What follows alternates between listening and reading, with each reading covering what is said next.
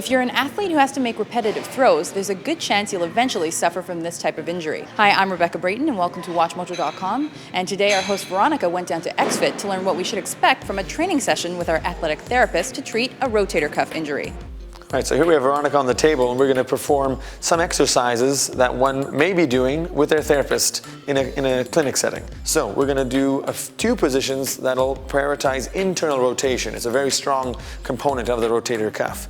So here we have Veronica's arm out slightly away from the body, 90 degrees right here. You're going to get her to rotate in and force that same way. It's kind of like an arm wrestler's type of motion. So she'll force against my fingers that are under her wrist for a few seconds.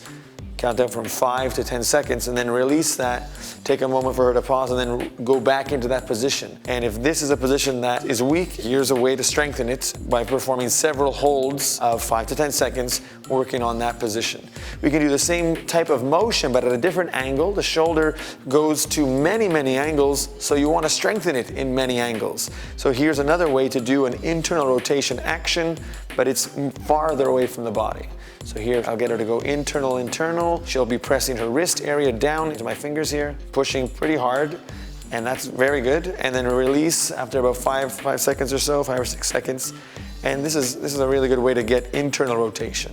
Next, we're going to be working on some external rotation, another very important action of the rotator cuff. External rotation can be done in many positions. Here, we're going to pick two.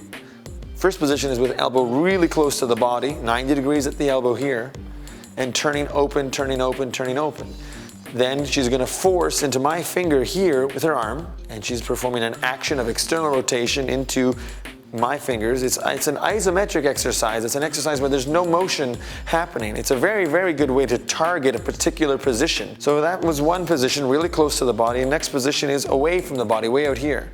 Also performing the action of external rotation, and she as well will force her wrist downwards, this time into my finger. Pushing and forcing, keeping a good position everywhere else in her body, which she is doing, for a few seconds and then release, and then go back into the position. So two real good ways to get external rotation muscle group addressed. Here we're going to go for a motion of abduction, or lifting the arm sideways.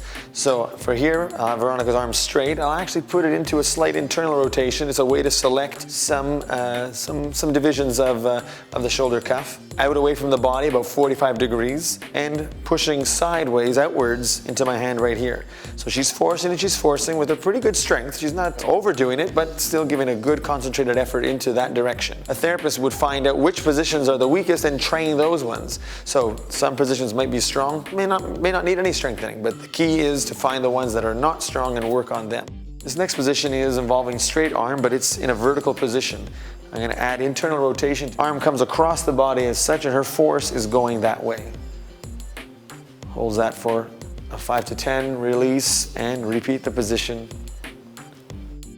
There you have it, a few exercises that can be done with your therapist. Once they find out muscles that need to be strengthened, work into that, get the arm into that position and work at strengthening it.